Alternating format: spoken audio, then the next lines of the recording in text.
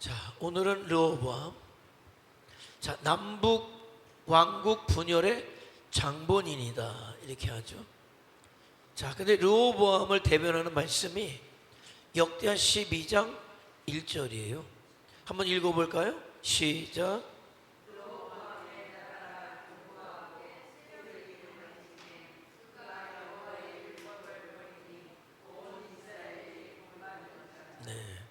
르호보암은 솔로몬의 아들이었고,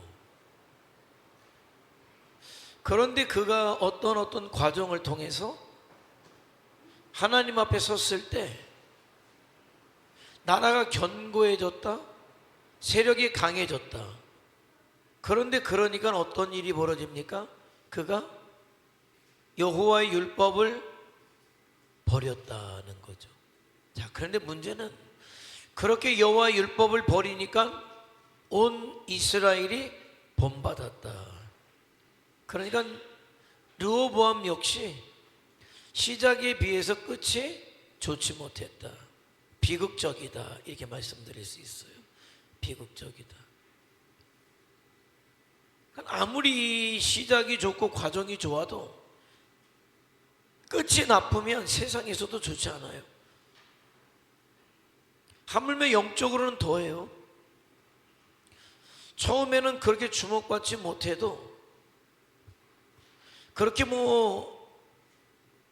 하나님 앞에 큰 일을 하지 못했어도 점점 어제보단 오늘이 낫고 오늘보다는 내일이 난 신앙생활이 돼야지. 그래서 제 인생의 목적 중에 하나, 제가 목회하면서 여러분에게 갖는 어떤 여러분이 향한 목적이겠죠. 바람이겠죠. 그것이 여러 번 여러분에게 말씀드리지만은 내 마지막 죽을 때 내 모습이 가장 믿음 있기를 원하고, 아름답기를 원하고, 하나님께 칭찬받기를 원하고, 사람들에게 그야말로 박수받는 자가 되기를 원한다는 거예요. 왜? 믿음으로 살았기 때문에. 믿음으로 살았기 때문에. 그거 외에 뭐 있습니까? 없어요. 세상적으로 큰 업적을 이루는 게 저와 여러분에게 의미가 있습니까? 아니요. 믿음으로 살아온 것 외에 저와 여러분에게 큰 의미는 없어요. 그러니까 무엇을 하든지 그 마지막은 하나님의 영광을 위해서 사는 것이 돼야죠. 그래야 하나님 앞에 의미가 있다라는 거예요. 근데 르호보암은 그러지 못했다. 자기 아버지 닮았어요. 자기 아버지 닮았어. 안타깝지만. 자, 르호보암의 이름의 뜻은 뭡니까? 백성이 늘다. 아니, 이름은 백성이 늘어야 되는데 그 이름의 뜻과는 반대로 백성이 줄었어요. 왜냐하면 그 다음에 나오잖아요.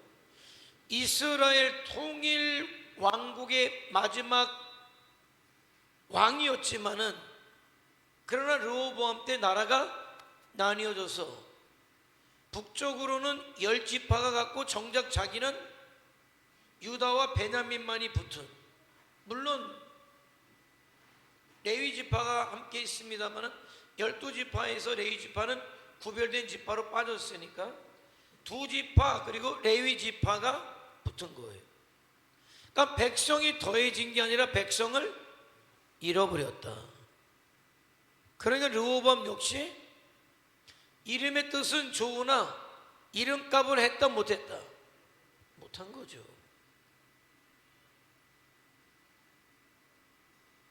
세상에서도 이름값을 못하면은 손가락질 받아요.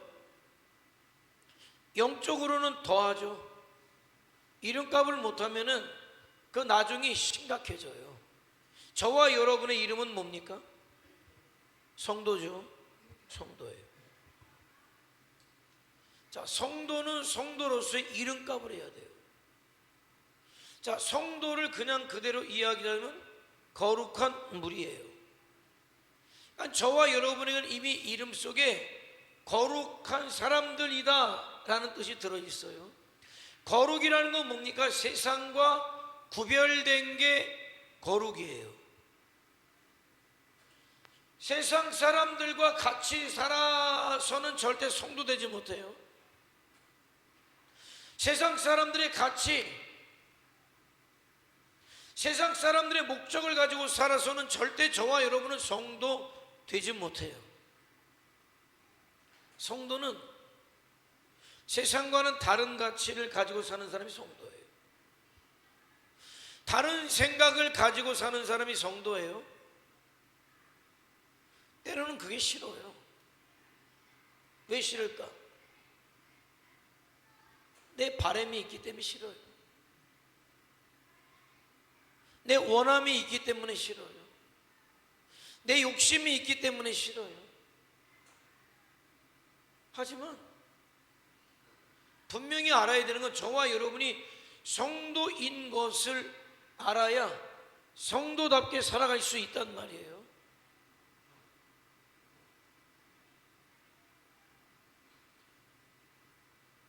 왜 일제치하에 있을 때 독립군들은 처자식도 건사하지 못하고 제대로 먹지도 못하고 이리저리 도망다니고 붙잡히면 죽거나 고문도 당하고, 아니 왜 그런 삶을 삽니까? 도대체 수많은 사람들은 일제치하에 있었지만 그래도 거기서 나름대로 자식들 가르치면서 먹으면서 살았던 사람들이 많이 있는데, 왜 그 사람들은 부모를 떠나고 자식을 떠나고 아내를 떠나서 저 만주 벌판에 가서 쫓는 일본 군들을 피해 다녀야만 했고, 또 그들과 맞서 싸워야 했고 피를 흘려야만 했고, 그 사람들이 한 가족의 가장으로, 아들로, 아버지로, 남편으로 누려야 될 어떤 그런 것들을 왜 포기하면서 삽니까? 그 사람이 그럴 수밖에 없는 그걸 알아요. 뭘 합니까? 예? 뭘 알아요? 내가 뭐라는 걸 알기 때문이에요. 우리나라를 일본의 압제로부터 독립해야 될 나는 어떤 사람이기 때문에? 독립군이기 때문에. 독립군이라는 사실을 알기 때문에 그 모든 것들을 기꺼이 받아들이는 거예요. 기꺼이. 아니 그 사람이라고 편안하게 살고 싶지 않겠어요? 저 자식하고 살고 싶지 않겠어요? 부모님하고 살고 싶지 않겠어요? 그런데 왜? 더 큰 뜻이 있으니까. 그러고 싶지만은 나는 우리나라 대한민국을 일본의 압제로부터 독립해야 될 사명이 있기 때문에 그 모든 것을 포기하고 목숨까지도 포기할 각오가 돼 있기 때문에 독립군으로 사는 거예요. 성도는요, 이 세상 나라보다도 더한 하나님의 나라를 사랑하는 사람이 성도인데, 그런 분명 생각이 없으면 아유 뭐 그냥 흉내만 내다 가는 거죠. 이제는 성도라는 이름의 값을 저와 여러분이 좀 분명하게 알아야 돼요. 내가 무엇을 위해서 살아야 되는지, 심지어 내가 무엇을 위해서 죽어야 하는지를 알아야 된단 말이에요. 그게 뭡니까? 정체성이에요. 나는 하나님의 부르심을 받은 성도다. 하나님의 자녀다. 하나님의 나라를 이 땅에 확장시키고 마침내 영원한 하나님의 나라 도래를 위해서 살아가야 될 사람. 작게는 먹든지 마시든지 무엇을 하든지 좀 더 크게는 살든지 죽든지 나는 그것을 위해서 살아가야 될 사람으로 하나님으로부터 부르심을 받은 뭐다? 성도다. 그래서 많이 배우지 못했어도 말이에요, 우리 초창기 한국 기독교의 초대 성도들은 말이죠, 많이 배우지도 못했어요. 글도 제대로 아는 사람도 없었어요. 그냥 가르쳐 주면은 듣고 믿고 그렇게 살았던 사람들이 많았어요. 그런데 그렇게 나는 이 땅에 그야말로 하나님의 나라를 회복시켜야 될, 하나님 나라의 독립군이라는 생각이 딱 들어오니까 타협하지 않아요.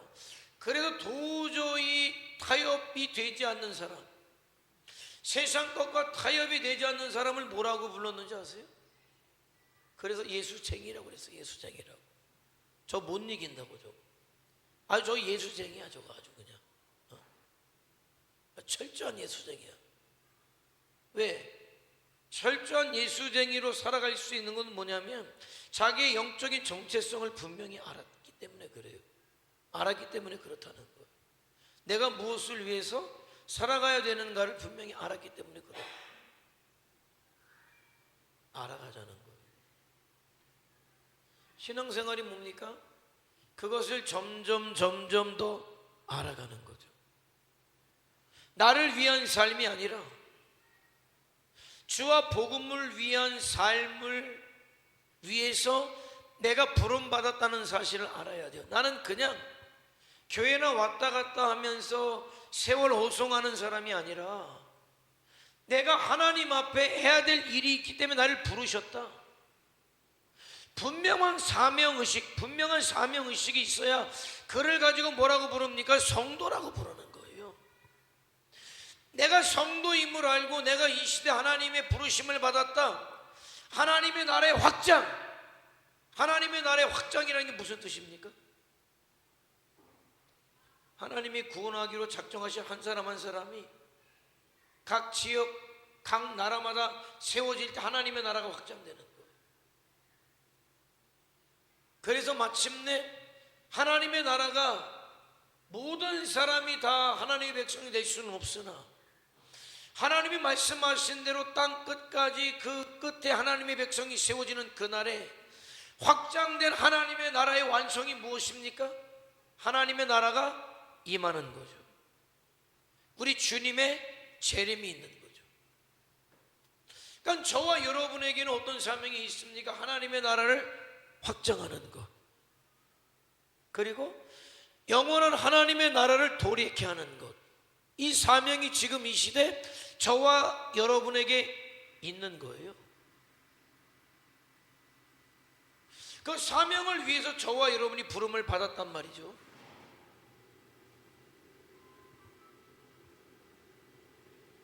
우리 교회가 73년 됐죠.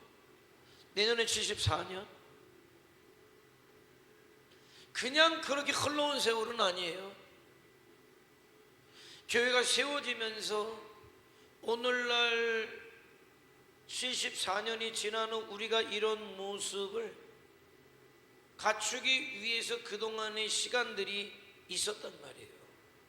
물론 그때 시간마다 의미가 있어요.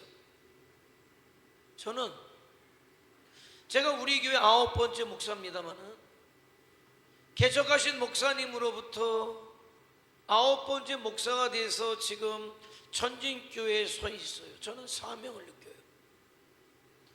개척하신 분은 어떻게 하면 이 교회가 문 닫지 않고 이 교회 한 영혼이 붙어서 교회가 유지될 수 있을까를 많이 기도했을 거예요. 두 번째 목사님은 이 교회가 좀 더 뿌리를 내리고 세 번째, 네 번째, 다섯 번째, 여섯 번째, 일곱 번째, 여덟 번째 저에게 오면서까지 이 지역사회 속에 우리 천진교회가 이렇게 자리할 수 있게 하신 하나님의 뜻을 저는 봐요. 그건 바로 이때를 위해서라는 거죠. 이때를 위해서라는 거예요. 그냥 밥 먹으러 여기 온 게 아니라 갈 데가 없어서 온 게 아니라 하나님의 뜻이 있었고 보내심이 있었기 때문에 분명히 왔다는 거예요. 분명히 오는 거예요. 그래서 밥 먹는 걸로 만족하지 않고, 그건 여기 날 보내신 이유가 아니니까. 하나님께서 나를 보내신 이유가 무엇일까를 늘 기도해요. 그럼 여러분은 똑같아요. 70여 년 동안 수많은 성도들이 아마 우리 교회에 아마 거쳐서 갔을 거예요. 그래서 오늘날 여러분이 여기에 있단 말이에요. 왜 있을까? 광덕 집사는 왜 있을까? 왜 천직교회 지금 와 있을까? 생각해봐. 왜 왔을까? 뭐 보라 집사 때문에 왔을까? 겉으로는 그럴 수 있겠지. 그럴 수 있겠지. 그럴 수 있어. 보라 집사는 왜 왔을까?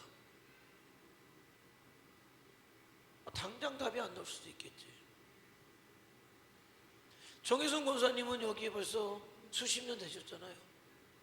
그래서 왜 여기서 수십 년의 시간을 거쳐서 오늘 여기 있게 하셨을까? 여러분 다 마찬가지예요. 틀림없는 건 우리 교회를 향하신 하나님의 뜻이 있지만 여러분 각자를 향하신 하나님의 뜻이 있음을 알아야 돼요.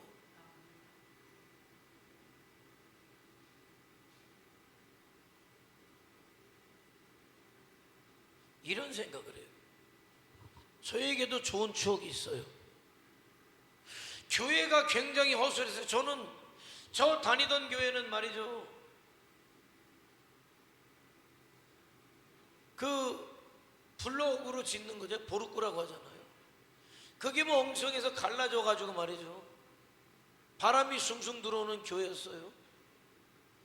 그런데도 아이들이 늘 교회에 모였어요. 그러면은 난로가 그때 뭐냐면 기름 탱크가 있어가지고 이렇게 열면은 기름이 쭈르륵 나와요. 성냥을 켜가지고 똑 떨어뜨리면 기름에 불이 붙어요. 그럼 스위치를 키면은 붕 하면서 난로가 펴요. 그럼 난로에 둘러 앉아서 찬송을 하고 기도를 해요. 그러면 지금 생각해 보면 사모님이 아니 언제 이렇게 오시는 거야? 문 열어보고 가시고 문 열어보시고. 그때는 이해가 안 됐어요. 아니 왜 사모님 우리 찬양하고 기도하는데 왜 이렇게 자꾸 왔다 갔다 하시나? 지금 생각해 보니까 에휴 기름도 없는데 니네들이 거기서 기도한다고 찬송하고 가면 기름통에 기름 다 떨어지고, 기름 살 돈도 없는데 헌금도 안 하는 것들이 그러지 않았을까? 뭐 물론 안 그랬겠지만 제 지금 생각이 그래요. 지금이야 뭐 기름 유조차로 대줄 테니까 와서 기도하고 찬송하라 그래도 안 모이는 판인데 그때는 말이죠 그랬어요. 아이들이 북적북적해요. 성경학교 하잖아요. 뭐 대단한 프로그램도 없고 간식도 대단한 거 없어요. 하도 하나 사주고 새우깡 한 봉지면 그냥 아이들이 그 조그만 교회 말이죠 100명 150명 200명도 모였어요. 에어컨이나 있습니까? 그 조그만 교회에 모여가지고 여름 성경 함께 한다고 선풍기 한두 대 틀어놓고 애들이 땀으로 젖어요. 땀으로 젖어. 행복하죠. 어른들도 얼마나 정말 재밌게 많이 모였는지 몰라요. 다 가난하고 힘들고 어려웠지만은요 한국 교회가 그래도 1000만이 되고 1200만이 됐다고 얼마나 그랬습니까? 행복한 추억이에요. 저는 다시 그런 때는 오지 않을 거다 생각해요. 다시 그런 때는 오지 않을 거다. 미안하지만은 그런 때는 안 와요. 하나님께서 그렇게 양적인 부흥을 주시고 나서 있잖아요. 이제는 저와 여러분에게 원하는 건 양적인 부흥의 때가 아니라 질적인 부흥의 때를 원하신다. 딱 그렇게 생각해요. 아무리 해보세요. 그런 때는 안 와요. 안 올 거예요. 왜? 지나간 기독교 역사가 그거를 증명해요. 동일한 어떤 과정들을 거쳐서 유럽에서, 영국에서, 미국으로 해서 우리나라에 들어왔죠. 그 교회들의 어떤 그런 모습들, 그러니까 우리가 이제 우리의 미래를 볼 수 있는 게 미국 교회잖아요. 미국 교회 말로는 우리가 하나님을 믿는다 그러면 진실한 성도가 그렇게 많이 없어요. 이제는 이주할 때 가장 먼저 세운 게 교회예요. 그 사람들이 자기 집을 짓기 전에 교회를 먼저 세운 사람이에요. 그러나 이제는 명목상 이름만 그리스도인들이지 정말 주와 복음을 위해 살고자 하는 사람들이 그렇게 많지 않을 뿐더러 그나마 교회라고 세워져 있고 왔는데 이미 세상과 타협해버린, 동성애를 인정하고, 동성애를 인정하지 않으면 감리교회 같은 경우는 어떡합니까? 교단에서 제명해요. 우리야 뭐 제명하려면 제명하라지만 미국 상황은 좀 달라요. 교단에서 제명해버리면 의료보험도 안 되고 연금에 문제가 와요. 이게 보통 고민된 일이 아니에요. 근데 그런 것들을 교단에서 결정을 내리고 교단의 의견을 따르지 않는 목회자는 그냥 제명 처리를 하는 게 지금 미국 교회 현실이에요. 그러나 그럼에도 불구하고 전 세계 속에 어떤 기독교 영향력을 여전히 미국에 있는 교회 성도들이 끼칠 수 있는 이유가 있다면 뭐냐면 알곡들이 아직 남아있기 때문에. 나는 이제 한국교회가 그런 시대로 접어들었다고 봐요. 언제까지 우리가 1000만 명이었다 1200만 명이었다, 아니요 이제 600만도 안 될 것 같아요. 문제는 뭐냐면 다음 세대들이 없다는 거예요. 다음 세대들이.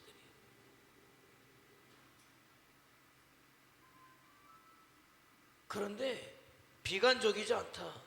왜? 하나님은 그런 과정을 통해서 이제 뭡니까? 질적인 부흥을 이루고 이 사람들을 통해서 마지막 하나님께서 작정하신 영혼에게 가기를 원하시고, 그런 과정 가운데 저와 여러분을 우리 하나님께서 부르셨다고 믿기 때문에. 그래서 말씀드리지만 절대 지금 하나님께서 우리를 통해서 일하기를 원하시는 이 상황 속에서 한눈 팔지 말고 잘 따라오라는 얘기예요. 기회 없어요. 제가 올 때 선포하고 왔어요. 유현민 목사님에게 선포하고 왔어요. 우리가 몇 번이나 올 것 같아? 우리가 큰 소리 치고 오면 몇 번이나 올 것 같아? 앞으로 10번이나 오겠어? 10번을 온다고 치자. 이런 힘을 가지고 이런 동력을 가지고 10번째까지 올 수 있을까? 못와. 이수자보다는 10년 뒤 몇 살이세요? 생각하기 싫죠. 지금 힘과 10년 후의 힘은 달라요. 에? 모르지 뭐. 보나 집사가 이 권사님 2배 하면은 그렇게 10년 후에도 갈 수 있어. 10년 후에도? 아니면 끝나는 거야. 이제 끝나는 거야. 아니 우리 교회는 두 번째죠. 여러분 개인적으로 보고 여러분에게 부여되는 기회가 몇 번이겠어요? 냉정하게 생각해 보세요. 여러분에게 부여되는 기회가 몇 번이겠어요? 그렇게 많지 않아요. 그렇기 때문에 74년의 역사 가운데 지금 하나님이 이제 여기까지 이끌어서 우리에게 기회를 주신다고 할 때 나는 기회를 놓치지 않겠다는 거예요. 여러분도 기회를 놓치지 말라는 거예요. 여러분이 뭐기 때문에? 성도이기 때문에 그렇다는 거예요. 내가 성도라면 이제 이 시대 말에 집중해야 될 게 무엇인지를 알아야 되는 거죠. 이제 우리나라는요 하나님의 축복으로 굶어 죽지 않아요. 굶어 죽지 않아요. 어떻게든 여러분 먹고 사는 거는 살아요. 이제 그 정도에서 내가 그 정도 먹고 산다고 했고, 이제 자식들 다 여기 둘 빼놓고 키울 만큼 다 키웠잖아요. 선교사님은 조금 더 키우고 조금 더 키우고. 그렇죠? 뭐에 집중하려고 하는 거예요 도대체? 자, 이제 우리가 집중해야 될 게 뭐예요? 여러분이 지금 큰 소리 치고 여기에 지금 걸어서 오셨지만은 언제까지 여기에 이렇게 힘있게 걸어온다는 보장도 못해요.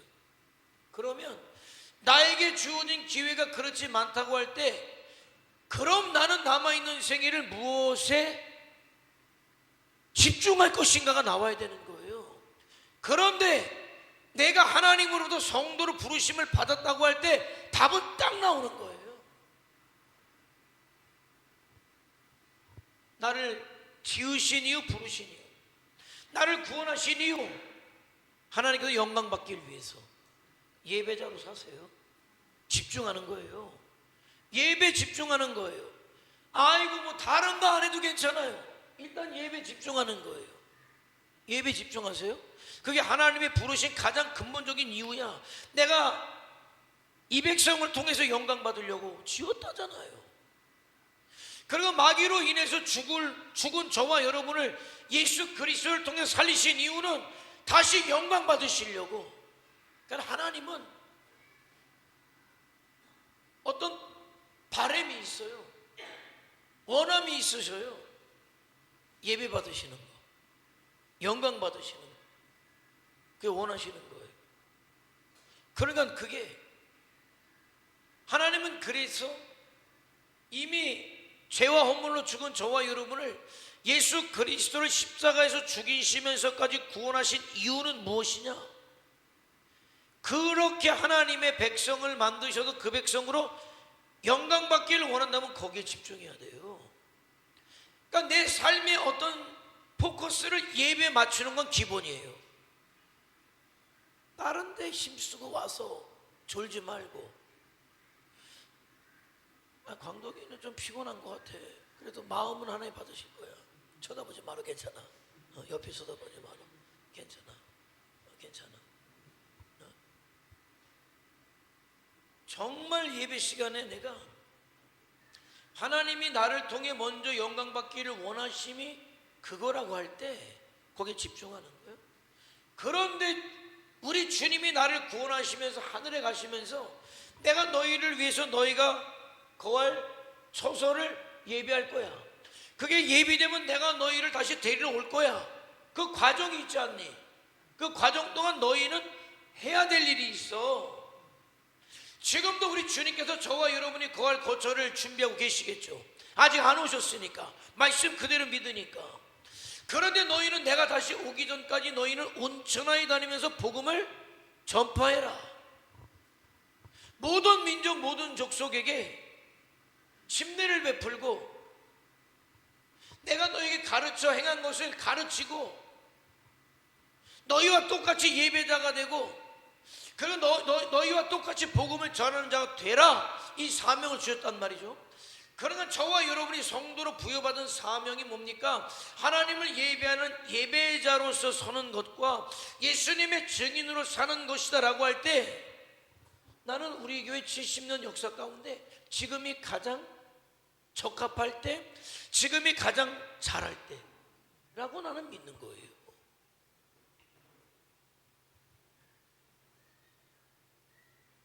거기에 우리가 집중해야 된다는 거죠. 그게 뭡니까? 하나님의 뜻이라는 거예요. 저와 여러분을 향하신 하나님의 뜻임과 동시에 우리 교회를 향하신 하나님의 뜻이라는 거예요. 내가 2층 집을 짓고 사는 게 하나님의 뜻이 아니라 그냥 뭐 비 오면 비 안 맞고 바람 불 때 바람 막아주고, 오늘 내 가족들이 같이 한 집 안에서 하루를 감수하고 잘 수 있는 집이 있으면 좋다. 그게 뭐 새방이든 작아든 반지하든 2층이든 그건 하나님 보실 때 중요하지 않다. 너희가 그런 상황 가운데 있으면서 과연 내 예배자로 나의 증인으로 살고자 하느냐가 하나님의 관심사인데, 그런데 무엇을 말씀하시냐면 그게 먼저 하나님의 나라와 하나님의 의잖아요. 그렇게 먼저 저와 여러분이 하나님의 나라와 하나님의 의를 구하면 이 모든 것은 하나님께서 책임져 주시겠다는 거예요. 그러니까 저와 여러분이 예배자로 살고 예수님의 증인된 삶을 살면, 그런 삶을 살도록 하나님께서 저와 여러분의 필요를 채워주시겠다, 동행하시겠다, 지켜주시겠다, 그런 거예요. 우리로 그 일을 하게 하시겠다라는 거죠. 그러니까 하나님 앞에 서면 하나님이 다 해주시겠다는 거예요. 그게 말씀이에요. 그래서 우리가 그 말씀을 믿고 이제 좀 집중하자는 거예요. 집중하자. 그래서 제 개인적인 바람입니다만은, 여전히 우리는 이 천진에서, 고성에서, 영동에서 이 나라 이민족 가운데 하나님이 세우신 교회로서 어떤 사명들을 감당할 거예요. 자, 그런데 하나님께서는 저와 여러분의 역량을 이제는 여기서만이 아니라 이제 그것을 하나님이 원하시는 것, 우리는 계속 박교 선교를 하고 있습니다만은 집중해서 할 수 있을 때, 제가 다녀본 것 중에 왜 그렇게 집중하냐면, 그런 동남아 쪽에서 그런 사람들을 만나기가 쉽지 않아요. 이게 또 마닐라 쪽하고 또 많이 달라요. 이게 마닐라하고 굉장히 멀리 떨어져 있고, 고산지대에 50만 명이라는 사람이 살아요, 거기에. 그런데 문제는 뭐냐면, 그냥 선교사님이 있어서 그냥 선교사님을 후원하고 선교사님이 있기 때문에 우리가 가서 그 사람들을 만나고 돕고 오는 차원이 아니라, 거기는 선교사님들과 상관없이 필리핀 현지 목회자들이 목회하려고 애쓰고 복음을 전하려고 애쓰고, 그러나 그분들만으로는 역량이 부족하니까 선교사님들과 연결이 되었고, 그리고 저와 여러분이 거기 함께한 거니까 이건 좀 상황이 달라요. 우리가 기도하는 만큼, 선교하는 만큼 아마 박이후에 아마 판도가 달라질 거예요. 틀림없어요. 틀림없어요. 베트남도 가서 좋은 일 하고 와요. 그런데 오면서 좋은 일 했다. 왜? 거긴 정치가 잘못돼서. 그러니까 좋은 일 하고 온 거고, 장학금 주고 온 거고, 쌀 주고 온 거고, 그냥 교회 방문해서 현지 목회자들 격려해 주고 온 것 뿐이지, 거기 가서 우리가 복음을 외칠 수 있습니까? 교회 안에서도 외국인이 마이크 잡지 못해요. 그래서 그때 갔을 때에도 호치민이죠. 옛날 하노이가 아니라 사이공이죠. 거기에 이제 함락되면서 호치민 이름을 따가지고 호치민으로 이름을 바꾼 거예요. 원래는 사이공이잖아요. 거기에서 2시간 떨어진 데가 동탄이라는 데요. 시골이에요. 가니까 진짜 식사 대접해주는데 튀겨서 나왔더라니까. 그래도 우리 갔다고 꼬랑지는 자르고 주둥이는 잘랐더라고. 그래도 쥔 거 알죠? 그게 대접인 거예요. 물론 우리처럼 시궁창 쥐는 아니야. 논에 사는 쥐지, 논에서 곡식 먹는 쥐, 시궁창 쥐는 아니에요. 그러나 우리가 볼 땐 그 쥐가 그 쥐지, 그게 논에서 산다고 그래도 먹어보라는 거예요. 대접을 하는 거예요. 쥐. 그리고 보니까 길거리 가니까 쥐를 잡아가지고 개 끄슬르듯이 끄슬러가지고 쥐를 이렇게 10개씩 싸놨어. 쥐를 그렇게 팔아요. 거기에 갔잖아요. 거기에 동탄에만 해도 말이죠, 공산화되면서 다 교도소 잡혀 들어갔던 사람들이에요. 목사님들이 나와서 있죠. 집사들이 있었지만 믿는다는 것 때문에 그 사람들한테 맨날 무시받고 했잖아요. 우리가 갈 테니까 쌀표를 만들어가지고 동네 다니면서 돌리라 그래라. 그래서 이 사람들이, 무시받던 사람들이 쌀표 갖고 와서 너 언제 어느 때 우리 교회 오면 쌀 줄 거니까 와라. 다 왔어요, 동네 사람들이. 그런데 교회 이름으로, 선교라는 이름으로 못 가잖아요. 그러니까 민간 구호단체 이름을 걸고 가는 거예요. 갔는데 보니까는 거기에 표창장을 갖고 왔더라고. 공산당에서 표창장을 갖고 왔는데 한쪽 구석에 딱 말로는 표창장을 갖고 온 거지만은 딱 서가지고 뭐 하는 줄 아세요? 감시하는 거지. 정말 쌀만 주는지 딴소리 하는지. 그러니까 거기에 있는 목사가 마이크 잡고 인사하고 소개시켜주는 정도지, 복음에 대한 어떤 제한이 너무나 많아요. 나머지는 제가 말씀드렸잖아요. 선교사님들이 빠지면 이 교회들이 유지될까? 이런 의문을 갖고 온다고 했잖아요. 물론 그런 곳에서 애쓰고 선교하는 선교사님들의 노력을 폄하하는 건 아니에요. 제 혼자 느낌이 그랬다는 거예요. 그런데 여러분 아시지만은 박이호가 유현민 목사가 알아서 간 데가 아니에요. 그렇게 나와서 많은 과정 가운데 선교사로 선교를 해야 된다고 할 때 그때 같이 친하게 교제하고 있었던 선배 목사님 중에 한 분이 박교회 선교센터를 그 목사님의 아버님 때 세운 게 있어서, 그러면 박교회 한번 가보는 게 어떻겠느냐 해서 간 거지, 박교를 가봤다든지 박교를 알아서 간 게 아니에요. 물론 거기 가서 코로나 시기를 보내면서 또 많은 어려움도 있었고 준비가 되는 과정이 있었습니다만은, 그래서 나왔다가 다시 박교로 들어가서 제가 가게 된 거죠. 저는 하나님의 인도하심이라고 믿는 거예요. 하나님의 인도하심이라고 믿는 거예요. 그래서 작년에 갔고 올해 갔지만은 정말 우리가 앞으로 몇 년, 특별히 내년은 우리가 비전 5년 동안 우리가 기도했던 게 비전 2026 천명의 영혼을 하나님께 드리자, 예수님께 드리자, 그것을 가지고 우리가 계속 기도해 온 해란 말이죠. 그래서 우리가 역량을 집중할 필요가 있다. 왜? 그거는 하나님께서 감동하셔서 주신 비전이기도 하지만은 우리 교회 74년이요, 내년에 74년을 놓고 볼 때 그런 적이 있었냐는 거예요. 그런 기회가 있었습니까? 우리에게 그럴 수도 없었지만 그런 기회도 존재하지 않았는데, 지금 저와 여러분에게 그런 기회를 주실 때는 하나님께서 그 일을 하라는 거죠. 하라는 거. 나는 내년에 있을 행사에 미리 선교비를 이번 주까지 들어온 가면 280만 원을 갖고 있는 건 나는 여태까지 해본 적도 없고 난 처음이에요. 놀랍죠. 놀라워요. 하라는 거예요. 왜? 이번 기회를 놓치면 저도 없고 여러분도 없어요. 그런데 그게 뭐냐? 성도예요. 성도예요. 또 냉정하게 보면 그럼 그게 엄청 대단한 일이냐? 아니에요. 매달 한다면 여러분에게 말씀도 못 드려요. 기껏 큰 소리 치고 해봐 1년에 한 번 하는 거예요. 그런데 놀라운 것은 기껏해야 1년에 나는 한 번이라고 하지만은 주님이 그것을 기뻐하신다는 거예요. 저와 여러분이 성도로 살고 있구나 인정하신다는 거예요.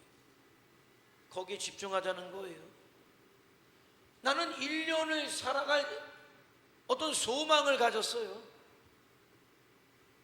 기대가 돼요. 1년이 기대가 돼요. 1년을 살아갈 이유가 있고 목적이 있어요. 여러분, 그런 부푼 꿈을 갖고 사는 게 성도 아닙니까? 나는 1년 후에 나는 5천만 원짜리 차를 살 거야. 이 꿈이 아니라 1년 뒤에 영혼을 위해서, 정말 하나님이 우리에게 맡겨주신 영혼들을 위해서 가서 한 달을 있는 것도 아니에요. 일주일 있다 오는 거예요. 그러나 최선을 다해서 그때 에너지를 집중해서 복음을 전하고 올 거야. 이게 1년을 살아갈 힘이 자꾸 오고 기도와 힘이 오는 거예요. 여러분, 무엇을 위해 살아갑니까? 나는 그래서 개인적인 어떤 바람이기도 하고 욕심이기도 하지만은 사역에 대한 어떤 선교는 그렇게 박교로 집중해서 몇 년의 열매가 있지, 관광하듯이 이렇게 올해는 필리핀 갔으니까 내년에는 라오스를 가고 그 다음에는 캄보디아를 가면 내가 몇 개국 방문해서 교회들을 봤다는 내 만족은 될 수 있을지 몰라도 무슨 열매가 있겠습니까? 그냥 좋게 얘기하면 선교적으로다가 관광 갔다 온 거지 그거는. 에? 아유 그래도 우리 교회가 그래도 10개국 10개 나라를 그래도 둘러보고 온 교회야. 그래서 어떡하라고요? 그냥 좋게 얘기하면 선교적인 마인드로 관광 갔다 온 거지 사역의 열매가 있습니까? 아니, 사역의 열매는요 집중적으로 하는 거죠. 집중적으로 하는 거예요. 그래서 바교에 대해서 집중적으로 우리가 하고, 하반기 정도 우리가 올해는 말이에요 성지 순례를 가지만 말이죠, 그렇게 그야말로 비전을 갖는 비전 트립을 가을 정도로 해서 우리가 봄, 가을 저와 여러분이 그렇게 움직이면 어떨까 이런 소망을 갖는 거예요. 거기 그것을 위해서 내가 오늘 내 삶을 절제하고 내가 돈을 모아야 될 이유를 찾고 아껴야 될 이유를 찾고, 그래서 거기에 집중해서 주님의 마음을 갖고 살고, 그러면은 우리 교회도 하나님께서 그 일을 할 사람들을 붙여주시죠. 내가 준비가 안 되니까 사람들을 안 붙여주시는 거예요. 저와 여러분이 그렇게 주와 복음을 위해서 성도로 살겠다는 생각이 분명하면 나는 하나님의 나라의 독립군이야. 왜? 독립해야죠. 마귀에게 붙잡힌 자들 독립시키는 거 아닙니까? 그 독립군이죠. 하나님의 나라의 독립군이죠. 그러니까 독립군 하면 여러분 눈빛이 달라지죠. 흐리멍텅한 독립군은 없어요. 흐리멍텅한 독립군은 없어요. 아유, 그 눈빛, 여러분 눈빛 체험을 한번 하려면요 저기 철물점을 한번 가보세요. 눈빛 체험, 그러니까 눈빛 체험. 그분하고 한 5분만 얘기하고 와보세요. 목적이 있는 사람 눈빛이 어떤지. 아유, 10분 있으면 뚫어질 것 같아서 못 있겠어. 10분 있으면. 이 나라를 위해서, 자유민주주의를 위해서도 여러분 불이 나와요. 눈에서 불이 나와요. 에? 불이 나와.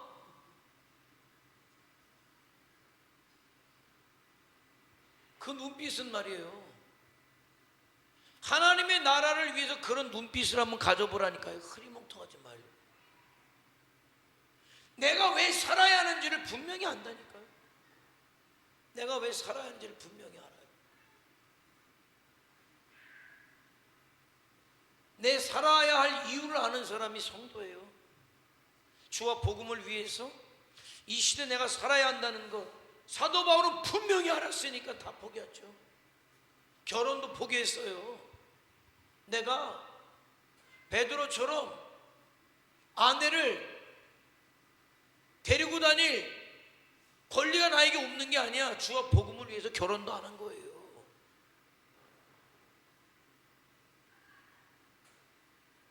내가 먹든지 마시든지 무엇을 하든지 나는 하나님의 나라를 위해서, 주의 영광을 위해서 나는 사는 사람이야. 눈빛이 달라요. 심지어 내가 죽든지 살든지 내 몸에서 그리스도만 종지게 되면 된다는 거예요. 그게 하나님 나라의 독립군이지, 뭐 점잖게 있는 게 아니요. 이제는 저와 여러분에게 시간이 없기 때문에 그래요. 나는 여러분이 교회에 와서 왔다 갔다 하는 것만으로 나는 고맙다고 이젠 얘기 안 해요. 예전에는 그래도 얘기 안 해도 이렇게 와서 수요일이니까 예배 드리니까 고마웠어요. 새벽에 나와서 새벽 예배 드려주니까 고마웠어요. 안 고마워요. 나는 이제 교회 오는 것만으로 고마워하지 않아요. 교회 와서 여러분이 헌금 드려주는 것만으로 고마워하지 않아요. 나는 여러분이 하나님 나라의 독립군으로 사는 것을 고마워할 거예요. 이제는. 왜? 나는 여러분이 그 정도 수준은 넘었다고 생각해요. 달라야지. 하나님이 쓰신다면 달라야지. 흐리멍텅해서는 아니에요. 성경책 들고 교회 왔다고, 요즘은 뭐 성경책 들고도 뭐 하도 시대가 좋아져가지고 하도 다 해주니까는 뭐 그렇게 왔다고 이제 나는 그걸로 만족하진 않아요. 성도로 살아야 난 고맙다고 할 거예요. 여러분이 성도로 살아야 제가 여기 온 보람이 있어요. 주와 복음을 살아야, 복음을 위해서 살아야 제가 온 보람이 있는 거예요. 어떤 분들은 그래요.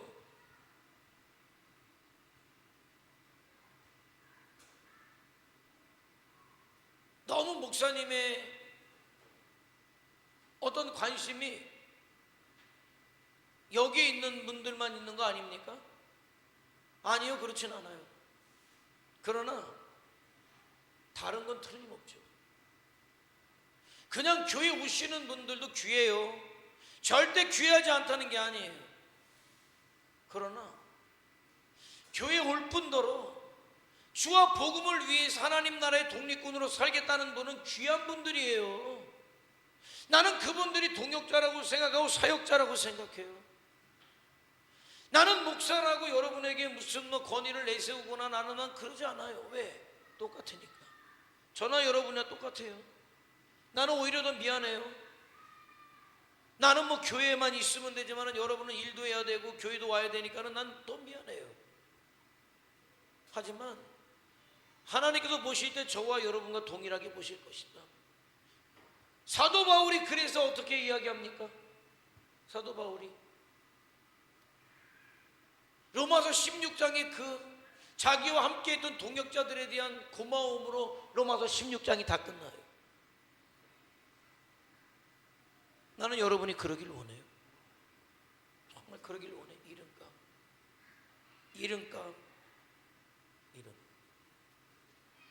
자, 다 했으니까 결론. 자, 평가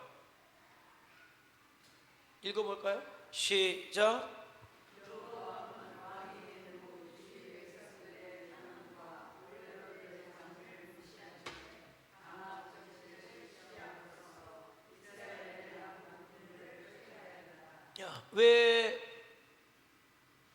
그러면 르호보암이 왜 원로들의 말을 안 들었을까요? 그리고 젊은이들의 말을 듣고 결국 그것 때문에 나라가 갈라졌잖아요. 노인분들은 그랬어요. 맞습니다. 솔로몬 왕이 큰일을 했지만 그것 때문에 백성들의 노역이 너무 심했고 그들의 멍해가 컸으니까 이제는 조금 편하게 좀 풀어줘도 좋을 것 같습니다. 그러면 저 사람들이 왕과 함께 할 겁니다. 왕의 종으로 살 겁니다. 그런데 그 친구들은 뭐라고 이야기합니까? 그렇게 얘기하지 마십시오. 왕의 새끼손가락이 솔로몬 왕의 허리보다 두껍다고 해야 됩니다. 솔로몬이 채찍으로 때렸다면은 왕은 정갈 채찍으로 때린다고 하십시오. 누가 봐도 원로들의 말을 들어야지. 그런데 제 친구들의 말을 들었어요. 왜? 그러고 싶었거든요. 이미 원로들한테 물어본 거는 그냥 진짜 물어보고 싶어서 물어본 게 아니라 요식적으로 물어본 거예요. 이미 답을 가지고 물어봤단 말입니다. 그러니 나라가 쪼개지는 일이 벌어진 거예요. 여러분 그럴 때 많죠? 기도는 하지만 이미 마음에 답을 딱 갖고 와서 기도해. 목사님 기도해 주세요.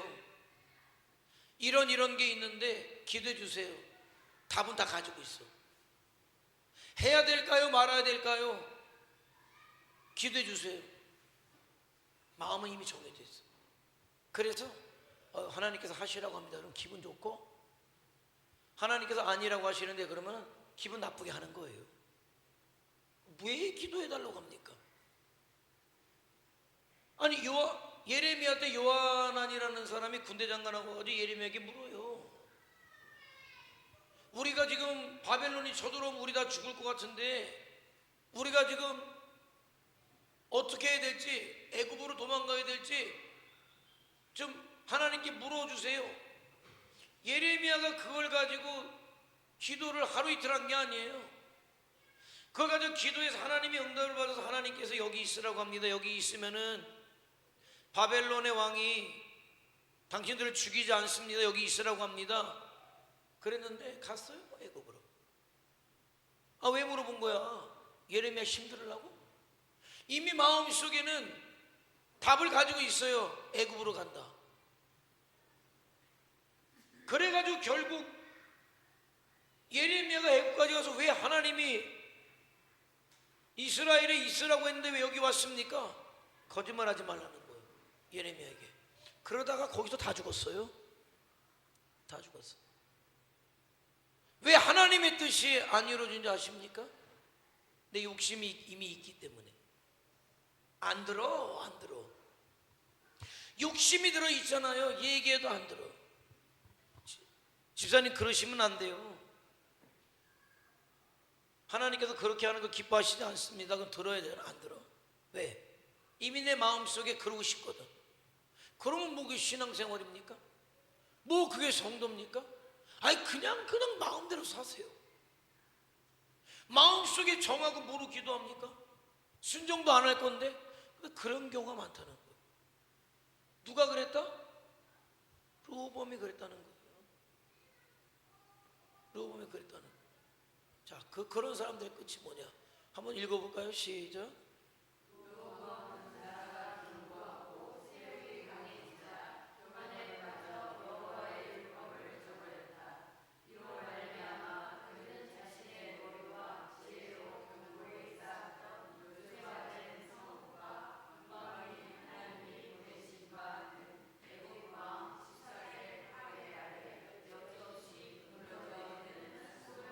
자, 나라가 갈라지고 나니까 나름대로 이건 아닌데?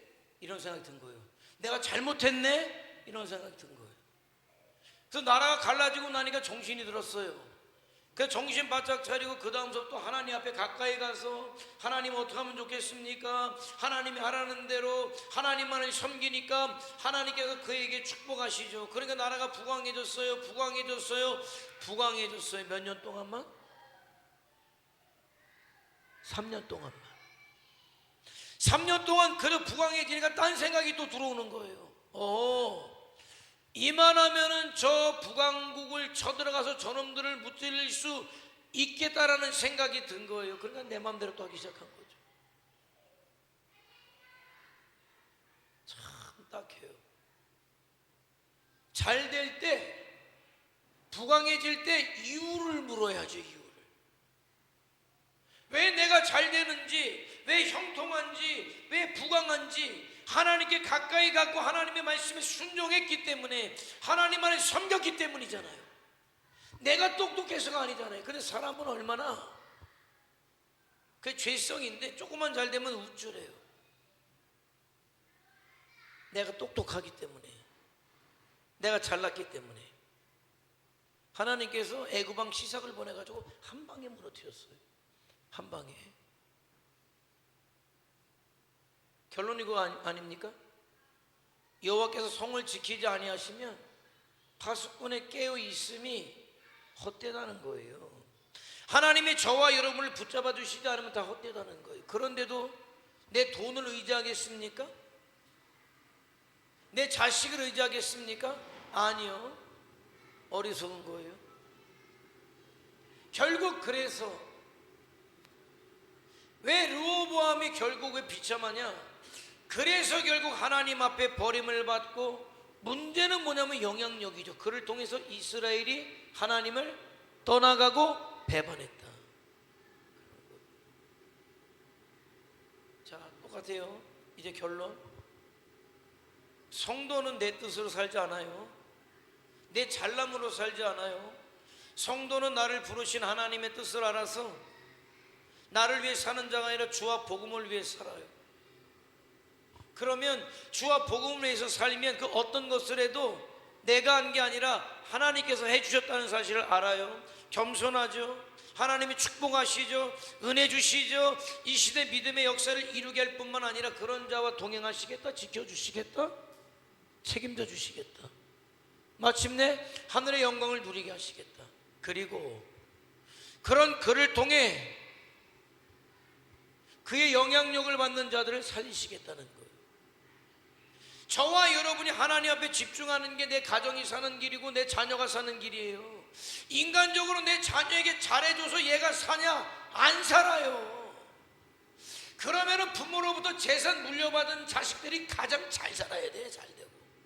아니요. 여러분, 내가 잘해서 내 자녀가 달되기를 바라는 헛된 꿈을 깨세요.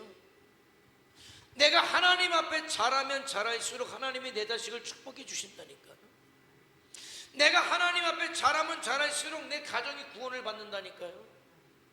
물론 남편한테 잘해야 되죠. 아내한테 잘해야 되죠. 그러나 인간적으로 잘한다 그래서 복음을 믿는다? 아니요. 인간적으로 잘하는 건 잘하는 거지만 말이죠, 하나님 앞에 더 잘하세요. 그래야 그 남편도 구원받고 아내도 구원받고 자식도 구원받고 부모 형제도. 저는 그렇게 따지면은 우리 부모한테 못할 자식이에요. 못할 자식이에요. 그리고 뭐 형제들 애야 뭐 누이한테도 못할 동생이죠. 맨날 뭐 누나가 벌어놓은 돈으로 학교 다니고 누나가 벌어놓은 돈으로 결혼하고 누나가 벌어놓은 돈 가지고 전셋집도 얻은 거니까 뭐 결국은. 그런데 하나님 앞에 집중하니까요, 다 하나님께서 풀어주시고 살려주시고 회복시켜주시고. 어떻게 보면 요즘으로 보면 나는 자식들에게도 못할 아버지죠. 뭐 학원을 한번 보내줬습니까? 뭐 내가 뭐 우리 아이들한테 뭐 과외를 한번 시켜줬습니까? 아무것도 안 했어요. 물론 아이들이 뭐 나에게 섭섭한 건 있을지 모르겠습니다만 나중에 깨닫겠죠. 그런 아버지로 인해서 하나님께서 자기들을 얼마나 긍휼히 여기시고 불쌍히 여기시는지를 물론 자기들도 열심히 노력을 했겠지만은, 그러나 하나님께서 얼마나 긍휼히 불쌍히 여겨주셨는가를 언젠간 깨닫게 될 거예요. 그래서 하나님 앞에 집중할 때, 하나님 앞에 잘할 때 모든 것들이 풀어지는 누굽니까? 성도죠. 그래서 성도 아닌 사람은 갈수록 무너지지만은 성도는 갈수록 축복되는 사실을 알아서 저와 여러분이 그렇게 축복된 삶을 살아갈 수 있기를 주님의 이름으로 축원해 드립니다. 기도하시겠습니다. 참 안타깝지만은 너무나 좋은 조건이었죠. 솔로몬의 아들이라는 거 영광 아닙니까?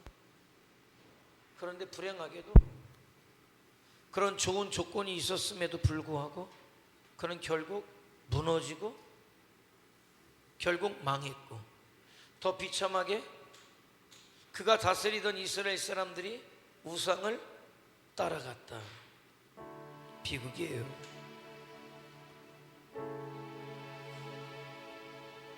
하나님께서는 저와 여러분이 성도로 살기를 원하셔요. 성도로 부르셨으니 예수님을 그래서 죽이시면서까지 나를 부르셨다면 나는 그 이유를 알아야 돼요.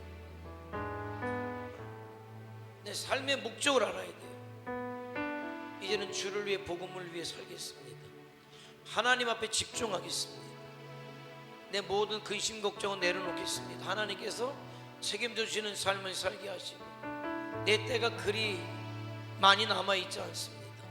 우리 교회 주시는 기회도 그렇게 많이 있지 않습니다. 놓치지 않고 꽉 붙잡고 주와 복음을 위해 산 사람으로 저희들 그렇게 서기를 원하고, 그래서 마침내 작은 노력에도 불구하고 주와 복음을 위해 살았다는 인정하심을 받는 자들 저희들 되게 하시고, 저희를 통해서 땅끝까지 주의 복음이 증거되는 역사로 함께 하시되 저희가 주님의 나라를 확장하고 완성된 하나님의 나라를 마침내 도래하게 하는 그런 중차대한 사명 감당하는 자로 서게 하옵소서. 다시 주여 한번 부르며 통성으로 기도합니다. 주여